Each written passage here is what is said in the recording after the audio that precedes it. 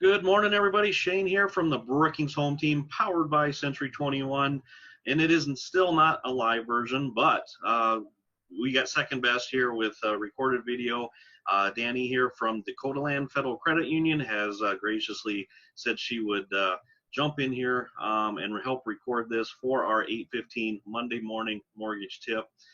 We're still trying to do what we can, guys, to keep you guys informed as these lenders go through the COVID-19 coronavirus as well, and trying to keep you updated with any mortgage information, any updates that may arise. So Danny's going to jump on here and talk a little bit about what she's been seeing in the last week or so, and I know you've been busy.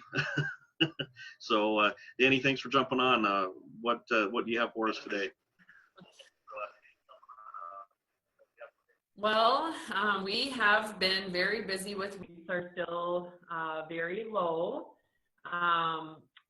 I feel like I want to talk a little bit about just the refinance, if it's right for you. If you're strictly looking at just changing your term, or you obviously had a higher, you're currently at a higher interest rate, then talk to your lender. You can always call us. We can run those calculations for you. Typically, they say you should try to at least be reducing your interest rate by 1%. And then we also want to look at those finance fees. Like, what are you going to save over the course of your new loan term as far as those interest fees? So for some, obviously, they will be tremendous savings, because if you're currently at a higher rate and you're changing your term as well as the interest, you could save a lot in those finance charges. Others, depending on the balance, like maybe your payoff is lower and maybe it doesn't pay to refinance, because you're going to have those refinance charges. We typically just roll those into the loan. But if it's not going to save you money to do that, I know the rates might be lower, but in that case, if it doesn't save you the money, then that might not be the best decision for you at this time. Of course, there's lots of other factors that can play into that, because if you're needing to pull funds out, like you have equity in your home and you need to get some cash out, now is a great time to do that because the rates are low. So you could pull some of that equity out, do some home improvements, or if you just need some cash to maybe pay off some credit cards or do something like that, you could then get locked in at a lower rate and look at a 30, 20, 15-year term and still do that as well. Good. Yeah, just I know you said you've been pretty busy with the refis, and rates are good, and we just